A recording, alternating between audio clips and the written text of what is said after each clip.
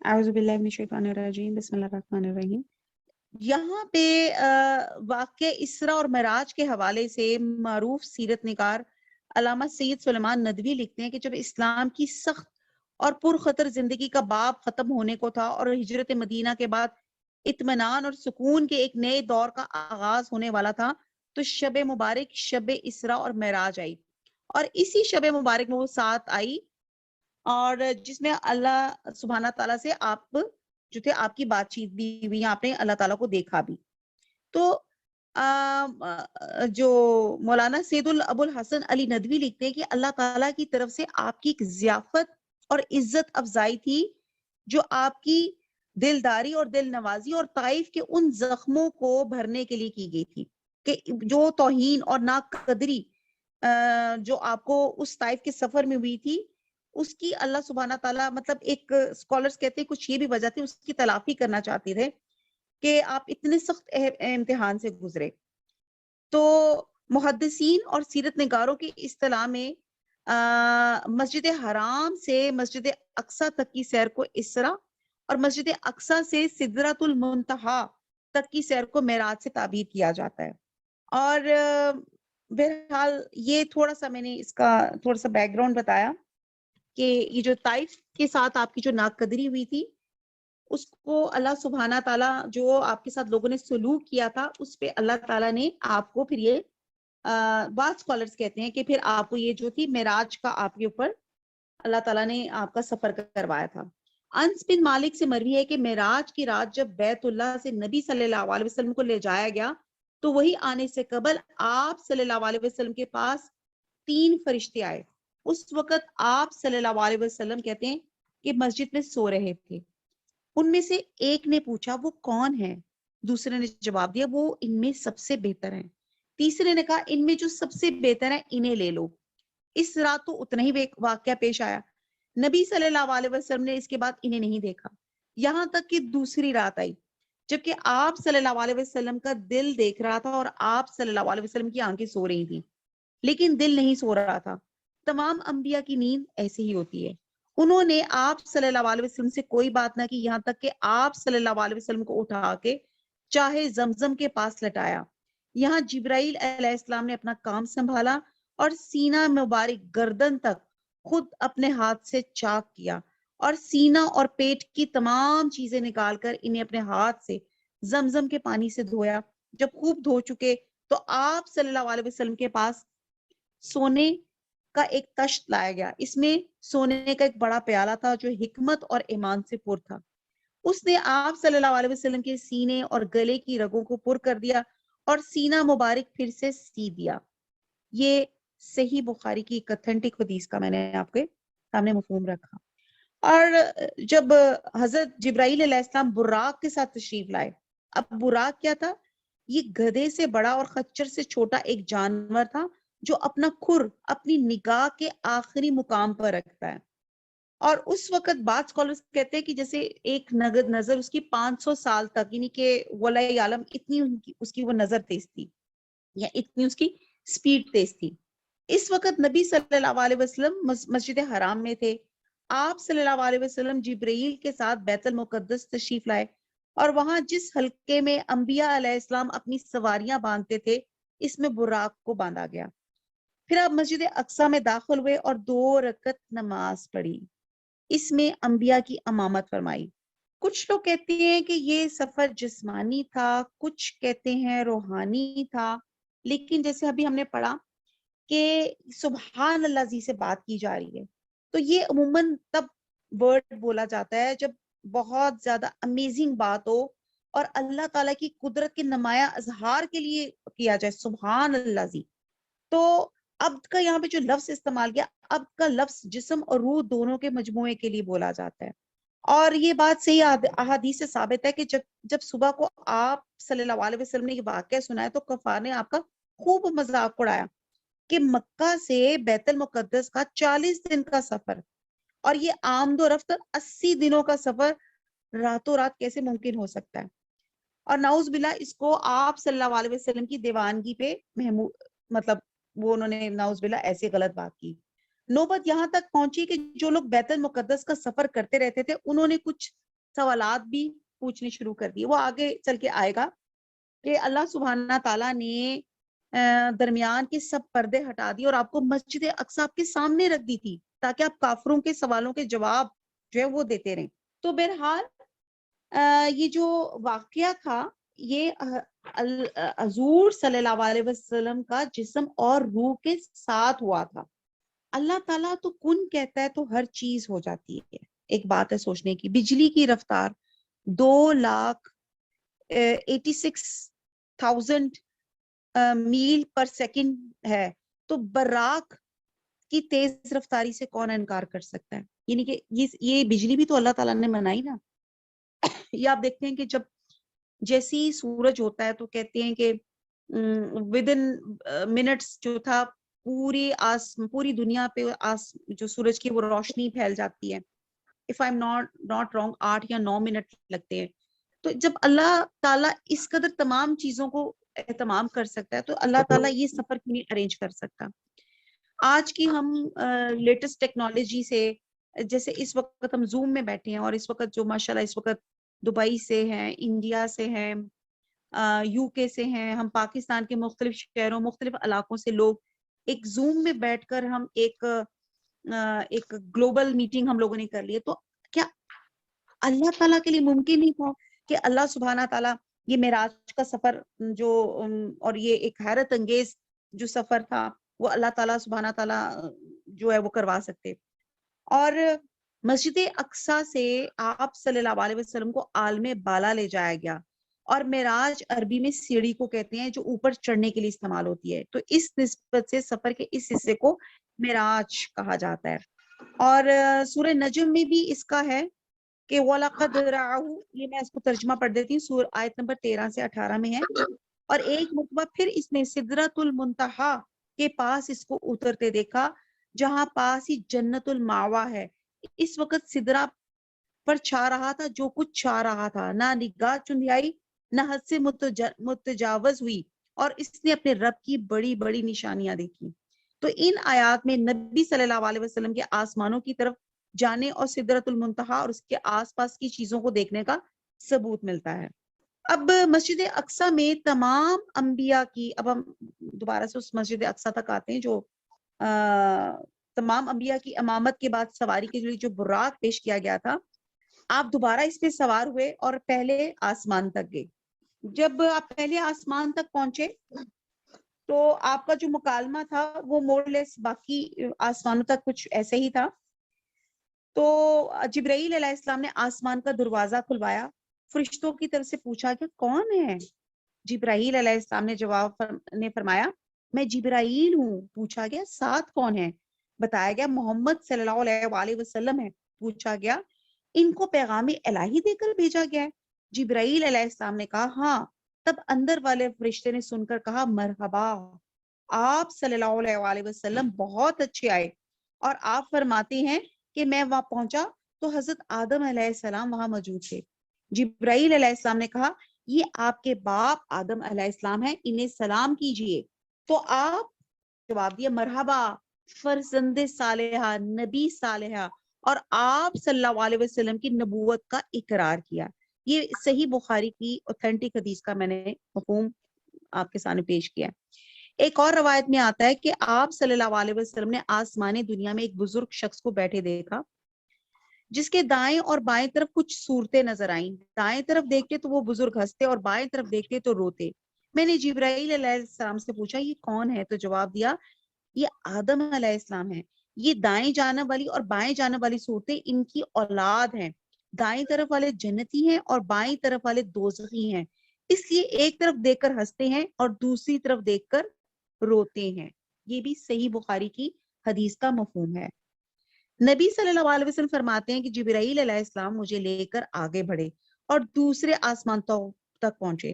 پھر اسی طرح سوال اور جواب ہوئے. وہاں مجھے حضرت عیسیٰ علیہ السلام اور حضرت یحییٰ علیہ السلام ملے جو باہم آپس میں خالازاد یا کزنز تھے. جبرائیل علیہ السلام نے کہا یہ یحییٰ علیہ السلام اور حضرت عیسیٰ علیہ السلام ہیں, انہیں سلام کیجئے. میں نے سلام کیا. دونوں نے جواب دیا. پھر کہا مرحبا برادر صالحہ اور نبی صالحہ اور آپ صلی اللہ علیہ وسلم کی نبوت کا اقرار کیا، اور پھر اسی طرح ان سے کچھ باتیں ہوئی۔ یہ بھی صحیح بخاری کی حدیث کا مفہوم ہے۔ ایکچولی میں جو بھی بات کوشش کرنا چاہ رہی ہوں وہ یہی کرنا چاہ رہی ہوں کہ قرآن اور سنت کی روشنی میں ہم معراج کا سفر کو پڑھیں۔ اس کے بعد مجھے لے کر تیسرے آسمان کی طرف چڑھے اور دروازہ کھلوایا اور پوچھا گیا کون؟ جبرائیل علیہ السلام نے کہا میں ہوں۔ پوچھا گیا تمہارے ساتھ کون ہے؟ انہوں نے کہا محمد صلی اللہ علیہ وآلہ وسلم۔ پوچھا گیا ان کے پاس پیغام الہی دے کر بھیجا گیا ہے؟ جبرائیل علیہ السلام نے کہا ہاں۔ فرشتوں نے یہ سن کر کہا مرحبا، آپ بہت اچھے آئے۔ دروازہ کھولا گیا، وہاں پہنچے تو دیکھے وہاں کہتے ہیں کہ اس کے بعد حضور صلی اللہ علیہ وسلم کو تیسرے آسمان کی طرف لے جایا گیا، اور پھر وہی سارا مکالمہ ہوا، اور جبرائیل علیہ السلام نے کہا تو پھر فرشتوں نے یہ سن کے کہا مرحبا، آپ بہت اچھے آئے۔ دروازہ کھولا گیا، وہاں پہنچے تو دیکھا حضرت یوسف علیہ السلام موجود ہیں۔ جبرائیل علیہ السلام نے کہا یہ یوسف علیہ السلام ہے، سلام کہیے۔ میں نے سلام کیا، انہوں نے جواب دیا۔ انہوں نے کہا مرحبا برادر صالحہ اور نبی صالحہ، اور آپ صلی اللہ علیہ وسلم کی نبوت کا اقرار کیا۔ یہ بھی بخاری کی حدیث کا مفہوم ہے۔ ایک اور روایت میں آتا ہے کہ آپ صلی اللہ علیہ وسلم نے فرمایا، یہ بھی بخاری صحیح مسلم کی حدیث کا مفہوم ہے، کہ میں نے یوسف علیہ السلام کو دیکھا، اللہ نے حسن کا آدھا حصہ ان کو دیا تھا۔ اس کے بعد جبریل علیہ السلام مجھے لے کر آگے بڑھے۔ چوتھے آسمان پہ اسی طرح سوال اور جواب ہوئے، اور حضرت ادریس علیہ السلام وہاں موجود تھے۔ سلام دعا ہوئی، انہوں نے بھی اسی طرح برادر صالحہ اور نبی صالحہ کہہ کے مرحبا کہا اور آپ کی نبوت کا اقرار کیا۔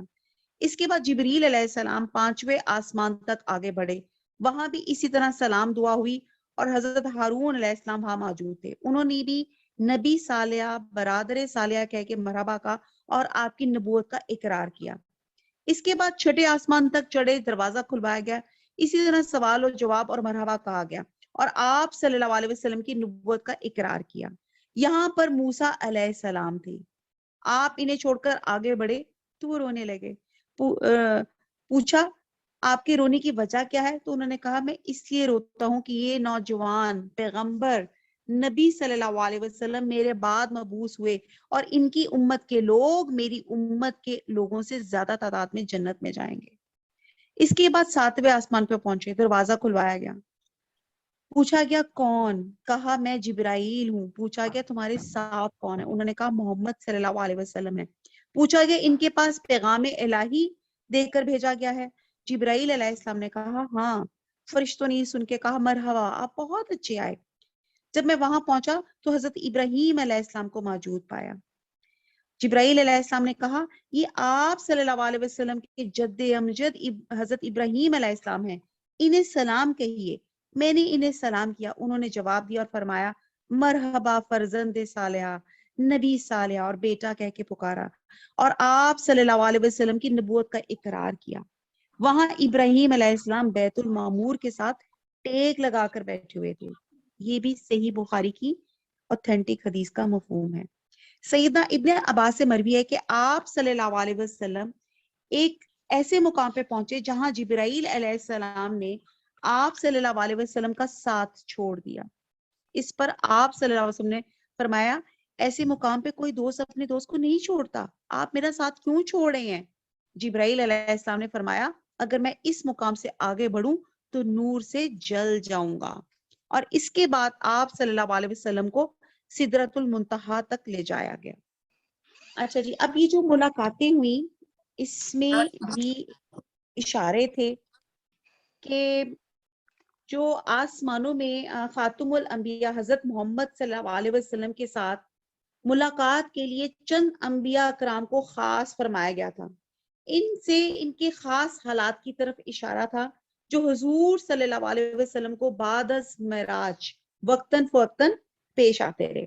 پہلے آسمان پہ جب حضرت آدم علیہ السلام سے ملاقات ہوئی، اس ملاقات میں ہجرت کی طرف اشارہ تھا کہ جس طرح حضرت آدم علیہ السلام نے ایک دشمن ابلیس کی وجہ سے آسمان اور جنت سے زمین کی طرف ہجرت کی ہے، اسی طرح آپ بھی دشمنان اسلام یعنی کہ مشرقین مکہ کی ایذا کی سبب مکہ مکرمہ سے مدینہ منورہ کی جانب ہجرت فرمائیں گے۔ دوسرے آسمان پہ حضرت عیسیٰ علیہ السلام سے ملاقات ہوئی۔ اس میں یہود کی شرارت اور ان کی ایذا رسانیوں کی طرف اشارہ تھا کہ یہود آپ صلی اللہ علیہ وسلم کے دشمن ہوں گے اور آپ صلی اللہ علیہ وسلم کے قتل کے لیے منصوبے بنائیں گے، لیکن جس طرح اللہ تعالیٰ نے حضرت عیسیٰ علیہ السلام کو یہود کے شر سے بچا لیا، اسی طرح اللہ سبحانہ تعالیٰ حضور صلی اللہ علیہ وسلم کی حفاظت فرمائیں گے۔ تیسرے آسمان پہ حضرت یوسف علیہ السلام سے ملاقات ہوئی۔ اس ملاقات میں اس طرف اشارہ تھا کہ جس طرح حضرت یوسف علیہ السلام نے اپنے بھائیوں سے تکلیفیں اٹھائیں اور بلاخر حضرت یوسف علیہ السلام ہی غالب رہے اور اپنے بھائیوں سے درگزر فرمایا، اسی طرح حضور صلی اللہ علیہ وسلم کو بھی اپنے بھائیوں یعنی کہ قریش تکلیف پہنچائیں گے اور بلاخر حضور صلی اللہ علیہ وسلم ہی غالب آئیں گے اور ان کے عفو اور درگزر فرمائیں گے۔ چنانچہ فتح مکہ کے موقع پہ سب وٹنس ہیں کہ ایسا ہی ہوا اور حضور صلی اللہ علیہ وسلم نے قریش کو اسی انداز سے مخاطب فرمایا جس طرح حضرت یوسف علیہ السلام نے اپنے بھائیوں کو خطاب فرمایا تھا کہ آج تم پر کوئی ملامت نہیں ہے۔ چوتھے آسمان پہ حضرت ادریس علیہ السلام سے ملاقات ہوئی۔ اس میں اسی طرف اشارہ تھا کہ آپ سلاطین کو دعوت اسلام کی غرض سے خطوط روانہ فرمائیں گے، کیونکہ خط و کتابت کے اول موجد حضرت ادریس علیہ السلام تھے۔ پانچویں آسمان پہ حضرت ہارون علیہ السلام سے ملاقات ہوئی، جس میں اس جانب اشارہ تھا کہ سامری اور گوسالہ پرستوں نے حضرت ہارون علیہ السلام کے ارشاد پہ عمل نہ کیا اور بڑی ان کی سزا ہوئی۔ اسی طرح قریش مکہ کے بڑے بڑے سردار بھی مارے جائیں گے۔ چنانچہ غزوہ بدر میں ایسا ہی ہوا، قریش کے 70 سردار مارے گئے، 70 قید کیے گئے اور اسی طرح مرتد ہونے پہ ان کو جو تھے ان کو قتل بھی کر دیا گیا۔ چھٹے آسمان پہ حضرت موسیٰ علیہ السلام سے ملاقات ہوئی، جس میں اشارہ تھا کہ جس طرح حضرت موسیٰ علیہ السلام ملک شام سے جہاد اور قتال کے لیے تشریف لے گئے تھے اور فتح یاب ہوئے تھے، اسی طرح آپ بھی ملک شام میں جہاد و قتال کے لیے داخل ہوں گے۔ چنانچہ حضور صلی اللہ علیہ وسلم بھی شام میں غزوہ تبوک کے لیے تشریف لے گئے اور ایک رئیس جو تھی، بہرحال لمبا آگے واقع ہے۔ اسی طرح حضرت موسیٰ علیہ السلام کے بعد حضرت یوشع بن نون علیہ السلام کے ہاتھ پہ فتح ہوئی اور اسی طرح حضور صلی اللہ علیہ وسلم کے دنیا سے تشریف لے جانے کے بعد حضرت عمر کے ہاتھ سے یہ پورا ملک جو تھا، ملک شام جو تھا، فتح ہو گیا۔ ساتویں آسمان پہ حضرت ابراہیم علیہ السلام سے ملاقات ہوئی جو کہ بیت المعمور سے ٹیک لگائے بیٹھے ہوئے تھے، اور بیت المعمور ساتویں آسمان میں خانہ کعبہ کے بالکل جو کہتے ہیں نا کہ بالکل خانہ کعبہ کے اوپر ایک آسمان پہ جگہ ہے جس میں آسمان پہ موجود فرشتے طواف کہتے ہیں، اور کہتے ہیں کہ ایک ٹائم پہ 70,000 فرشتے طواف کرتے ہیں اور اگلی دفعہ ان کی باری نہیں آتی، یعنی کہ اس قدر اللہ سبحانہ تعالیٰ نے اس کائنات کو سنبھالنے کے لیے، اس کے ایڈمنسٹریٹ کرنے کے لیے اللہ تعالیٰ نے کتنے فرشتے اپوائنٹ کیے ہوئے ہیں۔ اور حضرت ابراہیم علیہ السلام کے ساتھ حضور صلی اللہ علیہ وسلم کی اس ملاقات میں حجۃ الوداع کی طرف اشارہ تھا کہ حضور صلی اللہ علیہ وسلم وصال سے قبل حج بیت اللہ فرمائیں گے۔ تو یہ کچھ میں نے آپ کے ساتھ چیزیں شیئر کرنے کی کوشش کی، ان میں سے کوئی غلط ہوں تو اللہ تعالیٰ مجھے معاف کرے۔ کوشش تو بہت کی ہے کہ جو چیز اوتھینٹک ہے وہی آپ کے سامنے لاؤں۔ اچھا جی، اب آپ کو سدرۃ المنتہا تک لے جایا گیا۔ اس کے بیر ہجر کے مٹکوں کے برابر اور اس کے پتے ہاتھی کے کان کی طرح تھے، پھر اس پر سونے کے پتنگے چھا گئے۔ اللہ تعالیٰ کے حکم سے جو کچھ چھانا تھا چھا گیا، اور وہ سدرہ بیری کا درخت تبدیل ہو کے اتنا خوبصورت ہو گیا کہ اللہ کی کوئی مخلوق اس کا حسن بیان کرنے کی طاقت نہیں رکھتی۔ اس وقت اللہ سبحانہ تعالیٰ نے اپنے بندے کو وحی فرمائی، آپ صلی اللہ علیہ وسلم پر اور آپ صلی اللہ علیہ وسلم کی امت پہ 50 وقت کی نمازیں فرض کی۔ واپس آتے ہوئے حضرت موسیٰ علیہ السلام سے آپ کی ملاقات ہوئی تو دریافت کیا کہ آپ صلی اللہ علیہ وسلم کو کیا حکم ملا ہے، تو آپ نے جواب دیا کہ ایک دن اور رات میں مجھ پر اور میری امت پر 50 نمازیں فرض کی گئی ہیں۔ موسیٰ علیہ السلام نے کہا، آپ کی امت ایک دن رات میں 50 نمازیں نہ پڑھ سکے گی؟ میں بنی اسرائیل کا خوب تجربہ کر چکا ہوں، آپ کمی کی درخواست لے کر اپنے رب کے پاس جائیں۔ موسیٰ کے فرمانے پہ آپ صلی اللہ علیہ وسلم اللہ کے پاس واپس گئے اور کمی کی درخواست کی. اللہ تعالیٰ نے آپ صلی اللہ علیہ وسلم کی درخواست کو قبول فرما کے 10 نمازوں کی جو تھی نا تخفیف فرما دی. اس کے بعد آپ پھر حضرت موسیٰ علیہ السلام کے پاس آئے تو انہوں نے پوچھا کیا ہوا؟ تو آپ نے کہا کہ 10 نمازوں کی کمی کر دی گئی ہے. یہ سن کے موسیٰ علیہ السلام نے فرمایا اب پھر واپس جائیں اور تخفیف کی درخواست کیجئے. آپ صلی اللہ علیہ وسلم واپس گئے اور اللہ تعالیٰ سے درخواست کی تخفیف کی. اللہ تعالیٰ نے اس کے بعد 10 نمازوں کی کمی کر دی اور یوں آپ صلی اللہ علیہ وسلم کی موسیٰ علیہ السلام اور اللہ تعالیٰ کے درمیان آمد و رفت جاری رہی. یہاں تک اللہ تعالیٰ نے 5 نمازیں کر دی. اس کے بعد آپ صلی اللہ علیہ وسلم پھر واپس آئے تو حضرت موسیٰ علیہ السلام نے کہا جاؤ اور کمی کراؤ. تو آپ نے فرمایا اب مجھے شرم آتی ہے، جو اللہ تعالیٰ نے فرض کیا ہے اس پر راضی ہوں. اور آپ صلی اللہ علیہ وسلم نے فرمایا جب میں وہاں سے واپس آیا تو ایک پکارنے والے نے پکار کر کہا میں نے اپنا فرض پورا کر دیا اور بندوں کے لیے تخفیف کر دی. یہ 5 نمازیں اجر میں 50 کے برابر ہوں گی. یہ بھی بخاری کی حدیث کا مفہوم ہے. اب آپ یہ دیکھیں کہ ہمیں 5 نمازیں پڑھنا کتنا مشکل لگتا ہے اور اللہ تعالیٰ نے اس کو اجر اس کے 50 نمازوں کے برابر کر دیا. اور بات جگہ کی یہ بھی آتا ہے کہ سورہ بقرہ کی جو آخری 2 آیات ہیں وہ بھی عرش کے خزانے سے آپ صلی اللہ علیہ وسلم کو عطا کی گئی. تو سدرۃ المنتہا پہ بہت سے عجائبات کا مشاہدہ کرنے کے بعد رسول صلی اللہ علیہ وسلم نے فرمایا پھر مجھے جنت میں لے جایا گیا تو میں نے دیکھا کہ موتیوں کے قبے ہیں اور اس کی مٹی کستوری ہے. یہ مسلم کی اوتھینٹک حدیث ہے. جنت میں آپ صلی اللہ علیہ وسلم نے نہر کوثر کا مشاہدہ فرمایا. حضرت انس سے روایت ہے کہ نبی صلی اللہ علیہ وسلم نے فرمایا میں ایک نہر پہ آیا، اس کی دونوں کنارے موتیوں اور قبوں کے تھے. میں نے پوچھا جبرائیل علیہ السلام یہ کیا ہے؟ جبرائیل علیہ السلام نے کہا یہ کوثر ہے. اور یہ صحیح بخاری کی حدیث کا مفہوم ہے. ابن مسعود بیان فرماتے ہیں کہ رسول صلی اللہ علیہ وسلم نے فرمایا معراج کی رات میری ملاقات حضرت ابراہیم علیہ السلام سے ہوئی. انہوں نے کہا اے محمد صلی اللہ علیہ وسلم یہ جو میسج جو دے رہی ہوں نا اس کو غور سے سنیے گا، اپنے بچوں کو یہ شیئر کیجیے گا. یہ ایک میسج معراج پہ حضرت ابراہیم علیہ السلام نے حضور صلی اللہ علیہ وسلم کو دیا. وہ کیا ہے کہ اے محمد صلی اللہ علیہ وسلم اپنی امت کو میری طرف سے سلام کہیے. ان کو بتائیے کہ جنت کی مٹی بڑی عمدہ ہے، اس کا پانی میٹھا ہے لیکن وہ چٹیل میدان ہے. مراد اس میں کاشتکاری کی ضرورت ہے اور اس کی کاشتکاری سبحان اللہ والحمد للہ ولا الہ الا اللہ واللہ اکبر ہے. اللہ مطلب اس کا اللہ پاک ہے، تمام تعریفیں اللہ ہی کے لیے ہیں، اس کے سوا کوئی الہ نہیں، اللہ سب سے بڑا ہے. یہ بھی جامعہ ترمذی کی حدیث کا مفہوم ہے جو میں نے آپ کے سامنے پیش کیا. تو جو کرنے کے کام ہیں وہ یہ ہیں نمازوں کی پابندی خشوع اور خضوع کے ساتھ، یہ سبحان اللہ والحمد للہ ولا الہ الا اللہ واللہ اکبر، اس کو اپنی زبانوں کو ہمیشہ اس ذکر سے تر رکھا کریں. انس رضی اللہ تعالیٰ عنہ سے روایت ہے کہ رسول صلی اللہ علیہ وسلم نے فرمایا کہ معراج کے موقع پہ میرا گزر ایسے لوگوں کے پاس سے ہوا جن کے ناخن پیتل کے تھے، وہ اپنے چہروں اور سینوں کو نوچ رہے تھے. میں نے پوچھا جبرائیل علیہ السلام یہ کون لوگ ہیں؟ جبرائیل علیہ السلام نے کہا یہ وہ لوگ ہیں جو لوگوں کا گوشت کھایا کرتے تھے اور ان کی غیبت کرتے تھے. نعوذ باللہ. یہ سنن نبی داؤد کی حدیث کا مفہوم ہے.